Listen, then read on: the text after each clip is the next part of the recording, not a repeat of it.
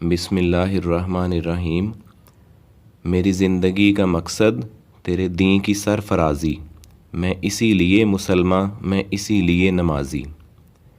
اللہ تعالیٰ نے قرآن مجید میں انسان کی تخلیق کے دو بنیادی مقاصد بیان کیے ہیں۔ پہلا یہ کہ اللہ تعالیٰ نے تمام انسانوں کو اپنی عبادت کے لیے پیدا فرمایا ہے۔ قرآن مجید میں ارشاد ہے، اللہ نے تمام جنوں اور انسانوں کو اپنی عبادت کے لیے پیدا کیا، اور پھر فرمایا آپ اللہ ہی کی عبادت کریں، اسی کے لیے دین کو خالص کرتے ہوئے، اور اگلی آیت میں پھر خالص اللہ ہی کی عبادت کرنے کا حکم دیا گیا ہے۔ یہ عبادت کنارے کنارے رہ کر نہیں ہونی چاہیے کہ جب مرضی انسان پلٹ جائے۔ قرآن مجید میں ارشاد ہے، بعض لوگ ایسے بھی ہیں کہ ایک کنارے پر کھڑے ہو کر اللہ کی عبادت کرتے ہیں، اگر کوئی نفع مل گیا تو دلچسپی لینے لگتے ہیں، اور اگر کوئی آفت آ گئی تو اسی وقت منہ پھیر لیتے ہیں۔ انہوں نے دونوں جہانوں کا نقصان اٹھا لیا، واقعی یہ کھلا خسارہ ہے۔ دوسرا مقصد یہ بیان فرمایا ہے کہ اللہ نے انسان کو امتحان کے لیے پیدا فرمایا ہے۔ قرآن مجید میں ارشاد ہے، اللہ نے زندگی اور موت کا نظام اس لیے بنایا کہ دیکھے تم میں سے اچھے اعمال کون کرتا ہے۔ اللہ تعالیٰ نے انسان کو تخلیق کر کے چھوڑ نہیں دیا، بلکہ انبیاء کرام کے ذریعے مسلسل رہنمائی بھی فرمائی، بالکل اسی طرح جس طرح امتحان سے پہلے ایک طالب علم کی رہنمائی کی جاتی ہے، تاکہ انسان روز قیامت یہ عذر پیش نہ کر سکے کہ مجھے امتحان کا پتہ ہی نہیں تھا یا میری رہنمائی نہیں کی گئی۔ زمین پر زندگی گزارنے کے لیے تمام ضروریات بھی اللہ نے پیدا کر دی ہیں، یقیناً یہ تمام نظام بیکار پیدا نہیں کیا گیا۔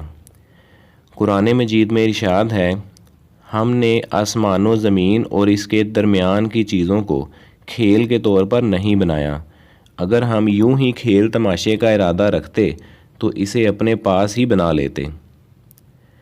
یہی مضمون قرآن مجید میں بے شمار آیات میں بیان کیا گیا ہے کہ اللہ تعالیٰ نے یہ تمام نظام بے مقصد نہیں بنایا۔ ان تمام نعمتوں کو استعمال کر کے اللہ کا شکر ادا کرنا چاہیے۔ اللہ تعالیٰ مختلف طرح سے انسان کی آزمائشیں بھی کرتے ہیں، یہ آزمائشیں بھی ایک طرح کا امتحان ہی ہے، اس میں صبر کرنے والوں کے لیے خوشخبری ہے۔ انسان کو بھی اپنی زندگی کے مقاصد وہی رکھنے چاہیے جو اللہ نے بیان کیے ہیں، عبادت صرف اللہ کے لیے خالص رکھے اور خود کو اللہ کے سامنے جواب دہی کے لیے تیار کرے۔ یہ کام کس طرح کرے گا؟ اس کے لیے دین اسلام میں مکمل رہنمائی موجود ہے۔ یہاں میں صرف ایک بات واضح کرنا چاہوں گا کہ عبادت میں غلو یعنی حد سے تجاوز نہ کرے، ایسا نہ ہو کہ دنیا سے کٹ کر جنگلوں میں نکل جائے، بلکہ عبادت میں توازن رکھے۔ اس بات کو نبی اکرم صلی اللہ علیہ وآلہ وسلم کے ایک ارشاد سے سمجھ لیجئے۔ 3 اشخاص نے نبی اکرم صلی اللہ علیہ وآلہ وسلم کے معمولات کے بارے میں دریافت فرمایا اور محسوس کیا کہ انہیں بہت زیادہ عبادت کرنی چاہیے۔ لہٰذا ایک شخص نے کہا میں ساری رات نماز پڑھوں گا، دوسرے نے کہا میں ہمیشہ روزے رکھوں گا، اور تیسرے نے کہا میں کبھی شادی نہیں کروں گا۔ نبی اکرم صلی اللہ علیہ وآلہ وسلم کو معلوم ہوا تو آپ نے فرمایا، میں تم سب سے زیادہ اللہ سے ڈرتا ہوں اور تقوی والا ہوں، میں یہ سب کام کرتا ہوں، پس جو شخص میری سنت سے اعراض کرے یعنی بے رغبتی برتے وہ مجھ سے نہیں۔ اللہ تعالی ہمیں ٹھیک بات سمجھنے اور عمل کرنے کی توفیق عطا فرمائے، آمین۔